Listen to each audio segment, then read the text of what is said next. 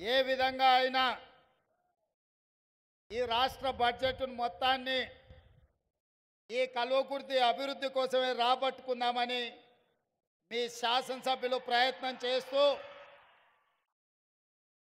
నాతో పాటు ఈ కార్యక్రమంలో ఉమ్మడి మహబూబ్ నగర్ జిల్లా ఇన్ఛార్జ్ మంత్రివర్యులు దామోదర్ రాజ నరసింహ గారు,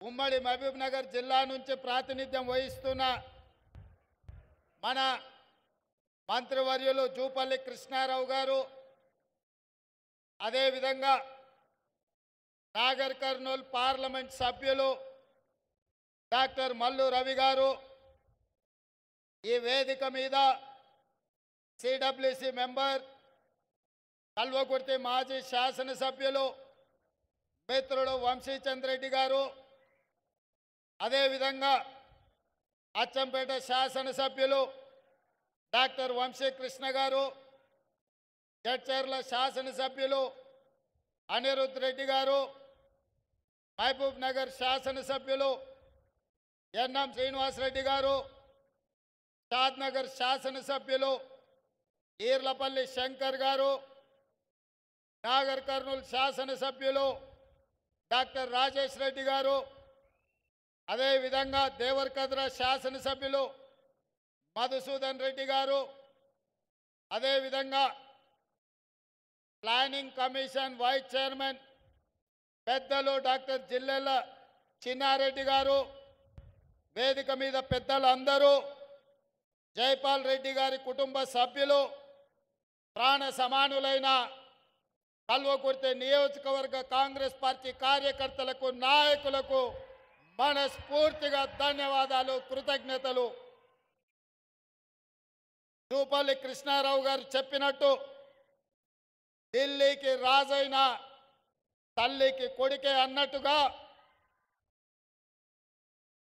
నేను జడ్పీటీసీగా, శాసనమండలి సభ్యుడిగా, శాసనసభ్యుడిగా, పార్లమెంట్ సభ్యుడిగా ఈనాడు తెలంగాణ రాష్ట్రానికి రెండవ ముఖ్యమంత్రిగా ఏ బాధ్యత చేపట్టినా, ఎంత ఎత్తుకు ఎదిగినా నేను నల్లమల బిడ్డనే, నేను మీ సోదరుడినే.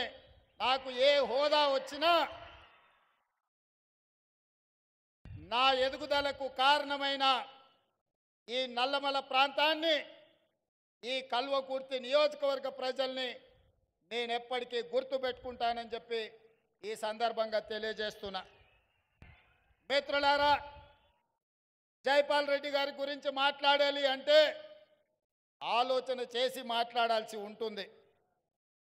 వారు ప్రజాప్రతినిధిగా కాదు, వారు ఒక పార్టీ నాయకుడిగా కాదు, వారు ఒక సిద్ధాంతకర్తగా ఈ దేశ రాజకీయాలను ఏ విధంగా సిద్ధాంతం వైపు మళ్లించాలో అందులో లోతైన విశ్లేషణ చేసి వారు 4 సార్లు శాసనసభ్యుడిగా ఈ కల్వకుర్తి ప్రాంతం నుంచి, 5 సార్లు లోక్సభ సభ్యుడిగా, 2 సార్లు రాజ్యసభ సభ్యుడిగా, 1969లో మొట్టమొదటిసారి శాసనసభ్యుడిగా ఎన్నికై వారి చివరి శ్వాస వరకు ప్రజా జీవితంలో ఉండి, వారికి అధికారం ఉన్నా లేకపోయినా వారు ఎప్పుడు సిద్ధాంతాలను వదలలేదు, ప్రజా సమస్యలను ప్రస్తావించకుండా ఊరుకోలేదు. చాలామంది నాయకులు పార్టీలు మారినప్పుడు పదవులను దృష్టిలో పెట్టుకొని ఎన్నికల్లో నెగ్గడానికి ఆలోచన చేస్తారు. కానీ విధిలేని పరిస్థితిలో రాజకీయాలలో జరిగిన పరిణామాలను దృష్టిలో పెట్టుకున్నప్పుడు జైపాల్ రెడ్డి గారు తన నిర్ణయాన్ని సిద్ధాంతపరంగా, తన నమ్మిన సిద్ధాంతం కోసం గెలిచినా ఓడినా నమ్మిన సిద్ధాంతాన్ని, ఆ సిద్ధాంతాన్ని పాటించే రాజకీయ పార్టీలో చేరాలి అని వారు ముందుకు సాగిన ఈ కల్వకుర్తి ప్రాంతం ప్రజా సమస్యల పరిష్కారంలో సిద్ధాంతాల ప్రాతిపదికన రాజకీయాలను చూసింది. ఒక ఎడమ కృష్ణారెడ్డి గారు కావచ్చు, ఒక దాప గోపాల్ రెడ్డి గారు కావచ్చు, ఒక మహేంద్రనాథ్ గారు కావచ్చు, ఉత్తమ పార్లమెంటేరియన్ కీర్తిశేషులు జైపాల్ రెడ్డి గారు కావచ్చు, ఏ రోజు కూడా పదవులతోని వాళ్లకు గౌరవం రాలే. వాళ్ళతోనే పదవులకు వన్నె వచ్చింది, గౌరవం తెచ్చింది. వారు ఆ పదవిలో ఉంటే ఆ పదవి గౌరవమే పెరిగింది తప్ప వాళ్ళ హోదా పెరిగినట్టుగా వాళ్ళు ఎప్పుడు భావించలే.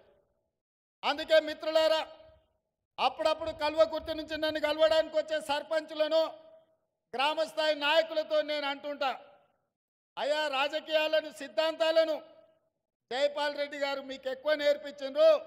మీరు కల్వకుర్తి స్థాయి కాదు, జాతీయ స్థాయి రాజకీయాల గురించి మాట్లాడడంలో దిట్టగా మారినరు. మీతో వాదించి గెలవడం కష్టము. మీరేదన్నా పని అడిగితే చేసి పెడతామని నేను అంటుంటా. అందుకే ఈ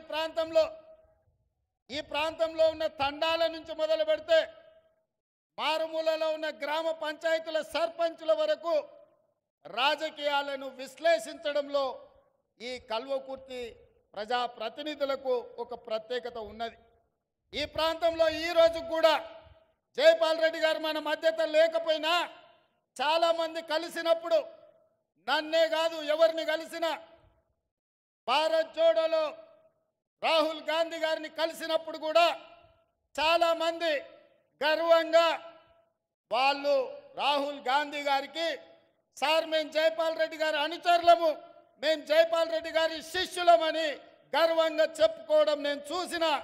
వారు నేర్పించిన విలువలు, వారు ప్రజల కోసం పనిచేయాల్సిన విధానాన్ని ఈ కల్వకుర్తి ప్రాంతంలో ప్రజాప్రతినిధుల్లో ఈరోజు కూడా మనం చూడొచ్చు. అందుకే మిత్రులారా, ఆ మధ్యకాలంలో కాంగ్రెస్ పార్టీ సీనియర్ నాయకులు తెలంగాణ రాష్ట్రం ఇచ్చినా ఎందుకు 2014లో కాంగ్రెస్ పార్టీ అధికారంలోకి రాలేదు అని నన్ను అడిగాను. నేను ఒక విశ్లేషణ చెప్పిన. రాష్ట్రం అయితే ఇచ్చిండ్రు కానీ ఆ రాష్ట్రానికి నాయకత్వం వహించాల్సిన నాయకుడు పేరు తెలంగాణ ప్రజలు మీరు చెప్పకపోవడం వల్ల కాంగ్రెస్ పార్టీ ఒకవేళ అధికారంలోకి వస్తే ఎవరు తెలంగాణ రాష్ట్రానికి మొదటి ముఖ్యమంత్రి అవుతారో ప్రజలకు మీరు చెప్పకపోవడం వల్లనే కాంగ్రెస్ పార్టీకి నష్టం జరిగింది. ఒకవేళ 2014లో ఈ తెలంగాణ రాష్ట్రానికి మొదటి ముఖ్యమంత్రిగా కీర్తిశేషులు జైపాల్ రెడ్డి గారిని ప్రకటించి ఈ కల్వకుర్తి అసెంబ్లీ ఎన్నికల్లో వారు పోటీ చేసి ఉంటే తప్పకుండా 2014లో కాంగ్రెస్ పార్టీ అధికారంలోకి వచ్చి ఉండేది. ఇది పార్టీ విధానపరమైన లోపం ఆ రోజు జరిగింది. వారికి తెలంగాణ ప్రజలు వారికి కృతజ్ఞత తెలుపుకునే అవకాశం ఉండే. ఎందుకు నేను ఈ మాట ఈ వేదిక మీద నుంచి చెప్తున్నా అంటే, ఈ మధ్యకాలంలో 2023 బడ్జెట్ సమావేశాలలో నరేంద్ర మోడీ గారు మాట్లాడుతూ కాంగ్రెస్ పార్టీ తెలంగాణ బిల్లును పార్లమెంటు తలుపులు మూసి లైవ్ కట్ చేసి ఆమోదింపజేసుకున్నారు, తల్లిని చంపి బిడ్డను కాపాడినరు అని నరేంద్ర మోడీ గారు ఒక తీవ్రమైన ఆరోపణ చేసింది. ఆ రోజు పార్లమెంటు తెలంగాణ బిల్లు వచ్చినప్పుడు సభలో గందరగోళం ఏర్పడి తెలంగాణ బిల్లు ఆమోదం కాదేమో అని ఆందోళన చెందుతుంటే సభ వాయిదా పడ్డప్పుడు ఆనాటి స్పీకర్ శ్రీమతి మీరా కుమారి గారికి జైపాల్ రెడ్డి గారు ఒక సూచన చేసిండ్రు. మూడ్ ఆఫ్ ద హౌస్ చూసి తలుపులు మూసి తెలంగాణ బిల్లును ఆమోదింపజేసుకుంటే ఖచ్చితంగా తెలంగాణ రాష్ట్రం ఏర్పడుతుందని జైపాల్ రెడ్డి గారు మీరా కుమారి గారికి చేసిన సూచనను పాటించి పార్లమెంటు తలుపులు మూసి లైవ్లు కట్ చేసి మీరా కుమారి గారు తెలంగాణ రాష్ట్రాన్ని మనకిచ్చింది. అట్లనే జైపాల్ రెడ్డి గారి సూచనతోటే జైపాల్ రెడ్డి గారు కేంద్ర మంత్రివర్యులుగా మంత్రివర్గ సమావేశంలో మన్మోహన్ సింగ్ గారిని సహచర మంత్రివర్గ సభ్యులకు తెలంగాణ రాష్ట్రం ఎందుకోసం ఏర్పడాలి, తెలంగాణ రాష్ట్రము ఎందుకు ప్రజలు కోరుకుంటున్నారో సంపూర్ణంగా వారు వివరించింది. అందుకే కేబినెట్ మొత్తం ఏకగ్రీవంగా ఆమోదం చేసి తెలంగాణ రాష్ట్ర ఏర్పాటును కాంగ్రెస్ పార్టీ చేసింది. కానీ ఆ తర్వాత ఆశించిన ఫలితాలు రాలే. కల్వకుర్తి నియోజకవర్గ ప్రజలు, జైపాల్ రెడ్డి గారి అభిమానులు, కల్వకుర్తి ప్రాంతం నుంచి తెలంగాణ రాష్ట్రానికి ముఖ్యమంత్రి అయ్యే అవకాశం చేయి జారిపోయిందని బాధపడ్డారు. కానీ 10 సంవత్సరాల కాలక్రమంలో ఈ ప్రాంతం నుంచి ఒకనాడు కల్వకుర్తి నియోజకవర్గంలో భాగమైన మేడ్చల్ మండలంలో 2006 సంవత్సరంలో మీ అభిమానంతో మీరు గుండెల్లో పెట్టి చూసుకొని మీరు భుజాల మీద మోసి మొట్టమొదటిసారి జిల్లా పరిషత్ మెంబర్గా ఇండిపెండెంట్గా నన్ను గెలిపిస్తే ఆనాడు మిడ్చల్ మండలంలో మీరు నాటిన మొక్క ఈనాడు వృక్షమై తెలంగాణ రాష్ట్రానికి ముఖ్యమంత్రి అయి మీ ముందు నిలబడ్డాడు. ఈ కల్వకుర్తి ప్రాంతం నుంచే మీ బిడ్డ ఈరోజు ఈ తెలంగాణ రాష్ట్రానికి ముఖ్యమంత్రి అయింది. అందుకే మిత్రులారా, మా నారాయణ రెడ్డి గారు అడిగినారు, వారు ఎకరు పెట్టిన అభివృద్ధి కార్యక్రమాలను చూస్తే బట్టి విక్రమార్క గారు ప్రవేశపెట్టిన 2,91,000 కోట్లు నేను కల్వకుర్తికే ఇచ్చిపోవాల్సి వస్తుంది. మిగతా 118 నియోజకవర్గాలకు ఇవ్వడానికి కూడా నా దగ్గర ఏముండదు. అయినా మీ సోదరుడిగా మీ బిడ్డగా ఆనాడు ఇదే మైదానంలో నేను రాహుల్ గాంధీ గారు వచ్చి ఒక మాట చెప్పిన మా మిత్రుడు వంశీచంద్రెడ్డి గారు సాక్షిగా నారాయణ రెడ్డిని మీరు గెలిపించండి. ఈ కల్వకుర్తికి ఒక్కరు కాదు, 2 శాసనసభ్యులు ఉంటారు. ఒకటి నారాయణ రెడ్డి అయితే రెండవది రేవంత్ రెడ్డి. ఈ ప్రాంతాన్ని అభివృద్ధి చేస్తా అని ఇదే మైదానంలో ఇక్కడి నుంచే మీకు మాట ఇచ్చిన. ఒక్కసారి కాంగ్రెస్ పార్టీ మాట ఇస్తే మాట నిలబెట్టుకోవడానికి ఎంత దూరమైనా వెళ్తుంది. అందుకే ఈరోజు ఈ వేదిక మీద నుంచి ఈ కల్వకుర్తి శాసనసభ నియోజకవర్గంలో 100 పడకల ఆసుపత్రిని మంజూరు చేసి ఈ ప్రాంత పేదలకు ప్రభుత్వ వైద్యాన్ని అందించే బాధ్యత రాష్ట్ర ప్రభుత్వం తీసుకుంటుంది. అదేవిధంగా ఆర్ఎండ్బి రోడ్ల కోసం నారాయణ రెడ్డి గారు అడిగినరు, రోడ్ల వివరాలు మళ్ళీ ఇస్తా. 180 కోట్ల రూపాయలతోటి ఆర్ఎండ్బి గెస్ట్ హౌస్తో పాటు ఆర్ఎండ్బి రోడ్ల 180 కోట్ల రూపాయలు ఇవాళ ఈ కల్వకుర్తి శాసనసభ నియోజకవర్గానికి మంజూరు చేస్తామని చెప్పి నేను ఈ సందర్భంగా తెలియజేస్తున్నా. అదేవిధంగా ఈ ప్రాంతంలో నిరుద్యోగ యువకులు ఎక్కువ అటు మాడుగులు కావచ్చు, ఆమన్గల్ కావచ్చు, కడతాలు కావచ్చు, తలకొండపల్లి కావచ్చు, వెల్దండ కావచ్చు, కల్వకుర్తి కావచ్చు, బొంగూరు ప్రాంతం కావచ్చు, మిడ్చల్ ప్రాంతం కావచ్చు, ఈ ప్రాంతంలో చైతన్యం ఉన్నది. చైతన్యవంతమైన యువకులకు నిరుద్యోగ సమస్య ఉన్నది.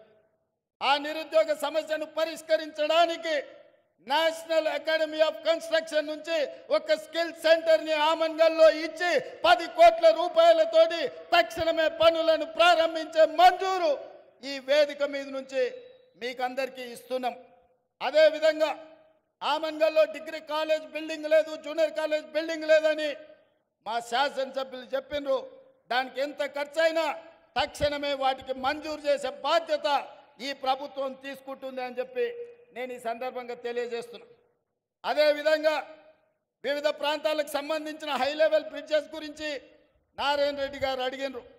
కల్వకుర్తి శాసనసభ నియోజకవర్గంలో 5 హై లెవెల్ బ్రిడ్జిలు 15 కోట్ల రూపాయలతో మంజూరు చేసి మీ సమస్యల్ని పరిష్కరించే బాధ్యత ఈరోజు కాంగ్రెస్ పార్టీ తీసుకుంటుంది.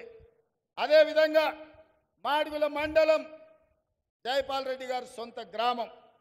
అందుకే మాడుగుల మండలానికి మండల కేంద్రంలో అండర్ గ్రౌండ్ డ్రైనేజ్ మొత్తం మాడుగుల గ్రామంలో అండర్ గ్రౌండ్ డ్రైనేజ్ ఇచ్చే బాధ్యత కాంగ్రెస్ పార్టీ తీసుకుంటుంది, ఎన్ని నిధులైనా సరే. అదేవిధంగా మాడుగుల మండలంలో ఎడ్యుకేషనల్ ఇన్స్టిట్యూట్స్, గ్రామస్థాయి పాఠశాలల్లో కనీస వసతులు లేవు. అందుకే మాడుగుల మండలంలో ఉన్న ప్రభుత్వ పాఠశాలలో కనీస వసతులను మెరుగుపరచడానికి ఒక్క మాడుగుల మండలానికి 10 కోట్ల రూపాయలను మంజూరు చేసి మాడుగుల్లో చదువుకునే పేదల పిల్లలకు ఖచ్చితంగా సహాయాన్ని అందించే బాధ్యత కాంగ్రెస్ పార్టీ తీసుకుంటుంది. అదేవిధంగా పంచాయతీరాజ్ రోడ్లు ఇంతకుముందే రవీంద్రనాయక్ మాజీ పార్లమెంట్ సభ్యులు వచ్చి నాకు ఒక మాట చెప్పారు. ఒకనాడు లంబాడాలు బీసీలో ఉంటే ఎస్టీల జాబితాలో చేర్పించాలని ఆనాడు ఎమ్మెల్యేగా పార్లమెంట్లో అసెంబ్లీలో రాణిస్తున్న జైపాల్ రెడ్డి గారు మమ్మల్ని పిలిచి చెప్పి లంబాడాలను బీసీలో నుంచి ఎస్టీలకు మార్పించడానికి ఆనాడు ఇందిరాగాంధీ గారిని ఒప్పించి లంబాడ సోదరులను ఎస్టీలలో చేర్పించిండ్రని చెప్పి ఇంతకుముందే రవీంద్ర నాయక్ గారు చెప్పారు. అందుకే ఈ వేదిక మీద నుంచి కల్వకుర్తి శాసనసభ నియోజకవర్గంలో ఉన్న అన్ని తండాలు గ్రామ పంచాయతీలుగా మారిన అన్ని తండాలకు తప్పకుండా మీ మండల కేంద్రానికి బీటీ రోడ్లు వేసే బాధ్యత, తండాలను అభివృద్ధి చేసే బాధ్యత ఈరోజు ఈ వేదిక మీద నుంచి తెలంగాణ రాష్ట్ర ప్రభుత్వం తీసుకుంటుంది. ఎన్ని కోట్ల రూపాయలైనా కూడా ఖర్చు పెట్టి తప్పకుండా ఈ కార్యక్రమాన్ని చేస్తుంది. అందుకే మిత్రులారా, కల్వకుర్తి శాసనసభలో ఉన్న అన్ని గ్రామ పంచాయతీల నుంచి మండల కేంద్రానికి బీటీ రోడ్లు వేసే బాధ్యత కాంగ్రెస్ పార్టీ తీసుకుంటుంది. మండల కేంద్రాల నుంచి జిల్లా కేంద్రానికి డబుల్ రోడ్ వేసే బాధ్యత కాంగ్రెస్ పార్టీ తీసుకుంటుంది. ఇదే కాదు, జిల్లా కేంద్రం నుంచి రాష్ట్ర రాజధాని హైదరాబాద్ నగరానికి 4 లేన్ రోడ్లను వేసే బాధ్యత కాంగ్రెస్ పార్టీ తీసుకుంటుంది. ఇదే కాకుండా హైదరాబాద్ శ్రీశైలం రోడ్డు, ముఖ్యంగా కల్వకుర్తి నుంచి హైదరాబాద్ వరకు విపరీతమైన రద్దీ పెరిగింది, ప్రమాదాలు జరుగుతున్నాయి. మొన్న ఢిల్లీ వెళ్ళినప్పుడు నేను, కోమటిరెడ్డి వెంకటరెడ్డి గారు, నితిన్ గడ్కరీతో మాట్లాడి హైదరాబాద్ కల్వకుర్తి శ్రీశైలం జాతీయ రహదారిని 4 రోడ్ల లేన్గా రోడ్డు మంజూరు చేయించడానికి మాట్లాడినాం. తొందరలోనే హైదరాబాద్ కల్వకుర్తి వరకు 4 లేన్ రోడ్డును అభివృద్ధి చేసే బాధ్యత కాంగ్రెస్ పార్టీ తీసుకుంటుంది. అదేవిధంగా మిత్రులు, నేను చదువుకున్న పాఠశాల తాండ్ర గురించి గుర్తు చేసిండ్రు. మా నారాయణ రెడ్డి అక్కడ 50 లక్షలే అడిగిండు. నేను చదువుకున్న పాఠశాల తాండ్ర హై స్కూల్కు 5 కోట్ల రూపాయలు ఇచ్చి అక్కడ పాఠశాలను అభివృద్ధి చేసే బాధ్యత నేను తీసుకుంటా అని చెప్పి ఈ సందర్భంగా తెలియజేస్తున్నా. అదేవిధంగా వెల్దండ మండలంతో, వెల్దండ ప్రాంతంలో ఉన్న ప్రజలతో, అక్కడున్న మిత్రులతో నాకు సన్నిహిత సంబంధాలు ఉన్నాయి. వెల్దండ మండల కేంద్రంలో పాఠశాలల అభివృద్ధి కోసం అదనంగా 5 కోట్ల రూపాయలు ఇచ్చి వెల్దండ మండల కేంద్రంలో ఏమేమి కావాలో మీరు అభివృద్ధి చేసుకోండి, దానికి అవసరమైన నిధులను ఇచ్చే బాధ్యత కాంగ్రెస్ పార్టీ తీసుకుంటుంది అని చెప్పి నేను ఈ సందర్భంగా తెలియజేస్తున్నా. అదేవిధంగా స్కిల్ యూనివర్సిటీ, మా నారాయణ రెడ్డి మెడికల్ కాలేజ్ ఇక్కడనే అడుగుతుండు, ఇంజనీరింగ్ కాలేజ్ ఇక్కడనే అడుగుతుండు, పాలిటెక్నిక్ కాలేజ్ ఇక్కడనే అడుగుతుండు, స్కిల్ యూనివర్సిటీ ఇక్కడనే అడుగుతుండు. కొన్నిటికి ఫీజిబిలిటీ కూడా మనం చూసుకోవాలి ఉంటుంది. అందుకే నారాయణ రెడ్డి గారి కోరిక, నా కోరిక కొంచెం అటు ఇటుగా సమన్వయం చేసి ముచ్చర్ల ప్రాంతంలో ఆగస్టు 1వ తారీఖు నాడు యంగ్ ఇండియా స్కిల్ యూనివర్సిటీని ప్రారంభించబోతున్నాం. 100 కోట్ల రూపాయలు 50 ఎకరాల భూమిని కేటాయించి కల్వకుర్తికి ఏదైతే కర్తాల మనకు మొట్టమొదటి ముఖద్వారమో అక్కడ కూతవేటి దూరంలో ఉన్న ముచ్చర్లలో ఉన్న ల్యాండ్లో యంగ్ ఇండియా స్కిల్ యూనివర్సిటీని ఆగస్టు 1వ తారీఖు నాడు 50 ఎకరాలలో 100 కోట్లతో పనులు ప్రారంభించబోతున్నాం. ఆ స్కిల్ యూనివర్సిటీ మన ప్రాంతం యొక్క యువకుల భవిష్యత్తును తీర్చిదిద్దబోతుంది. ఆగస్టు 1వ తారీఖు నాడే రాబోయే 3 రోజుల్లో ప్రారంభించుకోబోతున్నాం. చివరగా ఒక్క మాట చెప్పదలుచుకున్నా. ఎన్నికల్లో శ్రీమతి సోనియా గాంధీ గారు రాజీవ్ గాంధీ ప్రాంగణం తుక్కుగూడ రంగారెడ్డి జిల్లాలో సెప్టెంబర్ 17, 2023 నాడు 6 గ్యారెంటీలను ఇవ్వడం జరిగింది. నేను ఆ రోజే చెప్పిన 2004లో శ్రీమతి సోనియా గాంధీ గారు తెలంగాణ రాష్ట్ర పర్యటనకు వచ్చినప్పుడు కరీంనగర్లో తెలంగాణ 4 కోట్ల ప్రజల యొక్క ఆకాంక్ష తెలంగాణ రాష్ట్రం గురించి, తెలంగాణ ప్రజల గుండె చప్పుడు గురించి నాకు తెలుసు, తప్పకుండా మీ ఆకాంక్ష నెరవేరుతుందని వారు మాట ఇచ్చింది. ఆ మాట నిలబెట్టుకోవడానికి ఎన్ని ఒడిదుడుకులు వచ్చినా, ఎన్ని అడ్డంకులు వచ్చినా తెలంగాణ రాష్ట్రం ఇస్తే ఆంధ్రప్రదేశ్లో పార్టీ ఉనికి కోల్పోయి, కేంద్రంలో అధికారం కోల్పోయి తెలంగాణ రాష్ట్రంలో ఒడిదుడుకులను ఎదుర్కొన్నా సోనియా గాంధీ గారు ఇచ్చిన మాట నిలబెట్టుకోవడానికి మాట తప్పని మడమ తిప్పని నాయకురాలుగా 2004లో తెలంగాణ రాష్ట్రం ఇస్తా అని 2014లో రాష్ట్రం ఇచ్చిండ్రు. మరి అలాంటి నాయకురాలు తుక్కుగూడ రంగారెడ్డి జిల్లాలో 6 గ్యారెంటీలను ఇస్తే ఆమె వారసులుగా, కాంగ్రెస్ పార్టీ అధ్యక్షుడిగా, మీ బిడ్డగా 6 గ్యారెంటీలను అమలు చేసే బాధ్యత నాది. అందుకే ఈరోజు ఆడబిడ్డలకు ఆర్టీసీలో ఉచిత ప్రయాణం ఇచ్చి 2,500 కోట్ల రూపాయలు ఆర్టీసీకి చెల్లించడం, రాజీవ్ ఆరోగ్యశ్రీని 5 లక్షల నుంచి 10 లక్షలకు పెంచడం, పేదవాడు నిలవడానికి నీడ, ఊర్లో ఆత్మగౌరవం ఇందిరమ్మ ఇల్లు, 4.5 లక్షల ఇండ్లను పేదవాళ్లకు 10,000 కోట్లతో మంజూరు చేసి ఇవాళ పేదవాళ్లను ఆదుకునే ఇందిరమ్మ ఇళ్లను మంజూరు చేసినాం. ఇదే కాదు, ఆడబిడ్డలకు కట్టెలపై కష్టాలు తీర్చాలని, వాళ్ళ కన్నీళ్లు తూడవాలని 1,200 రూపాయలు ఉన్న సిలిండర్ను ఇవాళ 500 రూపాయలకే ఆడబిడ్డలకు ఇంటి దగ్గర ఇచ్చి ఆడబిడ్డల కన్నీళ్లు దూర్చే బాధ్యత ఇవాళ ఈ ప్రభుత్వం తీసుకున్నది. ఇదే కాదు, వ్యవసాయానికే ఉచిత కరెంట, భూమి లేని పేదల సంగతి మీరు పట్టించుకోరని పాదయాత్ర సందర్భంగా అచ్చంపేట నుంచి హైదరాబాద్ వరకు నేను పాదయాత్ర చేసినప్పుడు పేదలు వచ్చి నాకు చెప్పిండ్రు. అందుకే ఈనాడు ప్రతి పేదవాడి ఇంట్లో 200 యూనిట్లు ఉచితంగా విద్యుత్తును ఇచ్చి పేదవాడి ఇంటిలో వెలుగుల్ని చూడాలన్న ఆలోచన ఇవాళ మన ప్రభుత్వం చేస్తున్నది, అమలు చేసి తీరుతున్నది. అదేవిధంగా మిత్రులారా, రైతు రుణ మాఫీ పార్లమెంటు ఎన్నికల్లో ఓ సన్నాసి దూలం లెక్క పెరిగిండు కానీ దూడకున్న బుద్ధి కూడా లేదు. సవాలు విసిరిండు, నువ్వు 2 లక్షల రూపాయల రుణమాఫీ చేసి చూడు అని. నేను చెప్పిన ఆగస్టు నెలలో తప్పకుండా 2 లక్షల రూపాయల రైతు రుణమాఫీ చేసి రైతుల రుణం తీర్చుకుంటాని సవాలు విసిరి ఆగస్టు రాకంటే ముందే 1,00,000 రూపాయల రైతు రుణమాఫీ చేసి పేదవాళ్ళ ఖాతాలో 6,093 కోట్ల రూపాయలు ఇప్పటికే చేసిన. ఈరోజు ఈ వేదిక మీద నుంచి తెలంగాణ రాష్ట్రంలో ఉన్న లక్షలాది మంది రైతాంగానికి నేను మాట ఇస్తున్నా, జూలై 31 తారీఖు దాటకంటే ముందే 1,50,000 రూపాయలు ఉన్న ప్రతి రైతుకు మళ్ళీ రెండో విడత ఖచ్చితంగా 30 తారీఖు జూలై దాటకంటే ముందే 1,50,000 రూపాయల మీ బాకీని చెల్లించి రైతు రుణం తీర్చుకుంటా అని చెప్పి ఈ కల్వకుర్తి గడ్డ మీద నుంచి నేను మాట ఇస్తున్నా. ఇదే కాదు, 2 తారీఖు నుంచి 14 తారీఖు వరకు నేను విదేశీ పర్యటనకు వెళ్తున్నా. వచ్చిన ఎంబడే 2 లక్షల రూపాయల వరకు రైతులకు ఉన్న రుణాలను మొత్తాన్ని ఆగస్టు నెలలో పూర్తి చేసి మీకు ఇచ్చిన మాట నిలబెట్టుకొని తెలంగాణ రైతాంగం యొక్క రుణం తీర్చి మీ రుణము తీర్చుకునే బాధ్యత ఇచ్చినందుకు మీకు కృతజ్ఞత చెప్పుకునే అవకాశం ఆగస్టు నెలలో నేను తీసుకుంటాను తెలియజేస్తున్నా. అందుకే మిత్రులారా, ఇవాళ కేటీఆర్, కేసీఆర్, హరీష్ రావు మాట్లాడుతున్నారు, కాంగ్రెస్ వచ్చింది ఇవాళ పేదలకు కష్టాలు వచ్చినాయి. నేను చెప్పదలుచుకున్నా, పేదలకు ఎవరికి కష్టాలు రాలే, మీ కుటుంబానికే కష్టాలు వచ్చినాయి. ఆ కష్టాలను కప్పిపుచ్చుకోవడానికి పేదల మీద నెట్టే ప్రయత్నం చేస్తున్నాడు.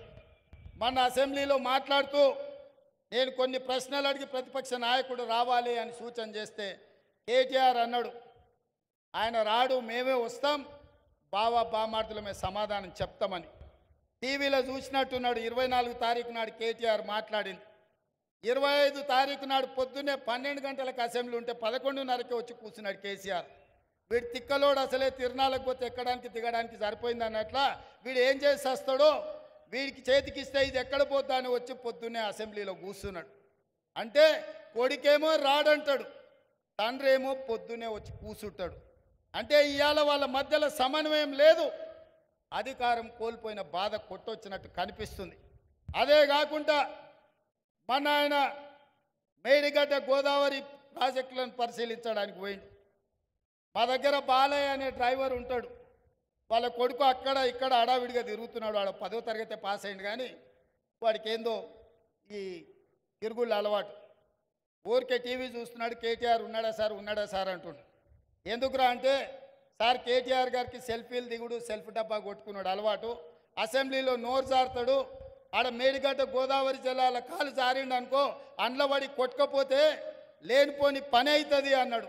మరి ఏం చేయాలంటే ఇది కూడా కష్టమే సార్, ఆయన నీళ్ళలో కొట్టుకపోతేనే కుటుంబానికి విషాదం, బయటికి తీస్తేనేమో ఇది రాష్ట్రం మొత్తానికి విషాదం అవుతుంది, ఎందుకంటే ఈ తెలంగాణను తెగ నమ్ముకుంటారు వాళ్ళ కుటుంబం అని. అందుకే ఈరోజు